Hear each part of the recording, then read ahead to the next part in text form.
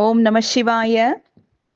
மார்க சீரிஷ கிருஷ்ணபக்ஷ சதுர்த்தி நாளன்று அதிகாலை உதயத்தில் நீராடி குளித்து ஒரு பிராமணனை தான் செய்யவிருக்கும் கணபதி பூஜைக்கு ராத்திரி உபயோகப்படும்படி நியமித்து தான் முழுவதும் உண்ணாவிரதத்தோடு உபவாசம் இருந்து அந்த பிராமணனை கணபதியாக பாவித்து தூர்வத்தால் பூஜித்து இரவு ஒரு ஜாமம் கழித்த பிறகு ஸ்நானம் செய்து பொன் முதலிய உலோகங்களாலாவது அல்லது பவளத்தாலாவது அல்லது வெள்ளருக்க மரத்தாலாவது மண்ணாலாவது கணபதி பிரதிமை செய்து அதற்கு பிராண பிரதிஷ்டை முதலிய நியதியுடன் கந்த புஷ்ப தூப தீபங்களால் பூஜிக்க வேண்டும்.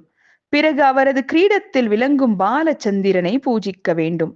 பிறகு அந்த பிராமணனை பூஜித்து அவனுக்கு இன்சுவையுடன் கூடிய அன்னமிட்டு தானும் உப்பில்லாத இனிய அமுதை புசிக்க வேண்டும். இவ்வாறு மறு சதுர்த்திகளிலும் செய்து வந்து வருட முடிவில் விரத பூர்த்திக்காக உத்தியாபனமாக 12 வேதியருக்கு அன்னமிட அஷ்டதல பத்மம் எழுதி அதில் ஒரு கலசத்தை அமைத்து அதில் விக்னேஸ்வரரை ஆவாகனம் செய்து தூப தீபங்களால் பூஜித்து ஹோமம் செய்து 2 சுமங்கலிகளுக்கு 2 பிரம்மச்சாரிகளுக்கும் அன்னமளித்து பூஜித்து விதிப்படி தான் இரவு முழுவதும் விழித்திருந்து வாத்திய கோஷங்களுடன் உற்சவம் செய்து மந்திர புஷ்பம் சமர்ப்பித்து அன்புடன் தொழுது தன் இஷ்டங்களை சொல்லிக் கொள்ள வேண்டும். மறுநாள் விடியற்காலையில் மீண்டும் வழிபாடு இயற்றி நான் பூஜிக்கும் போது தேவரீர் எழுந்தருள வேண்டும் என்று விசர்ஜனம் செய்ய வேண்டும். இவ்வாறு விரதம் இருப்பவர் மனதிலுள்ள கோரிக்கைகளை அடைவார்கள். பக்தியோடு செஞ்சந்தனம், ஸ்வேத அக்ஷதை, உபசாரம் முதலியவற்றோடு பூசிப்பவர்கள் சகல காரிய சித்தியும் பெற்று எல்லா விக்கினங்களும் துன்பங்களும் நீங்க பெறுவார்கள்.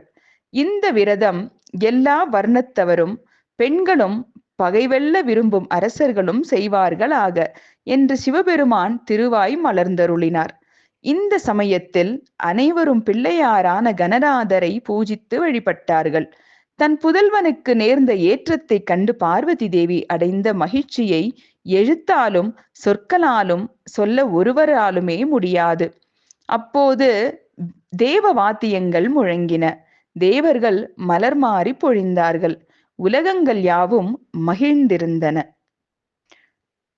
இன்று பார்த்த கதையில் வரக்கூடிய சொல்லுக்கு விளக்கம். தூர்வம் அப்படின்னா அருகம்புல்னு அர்த்தமாம். ஓம் நம சிவாய.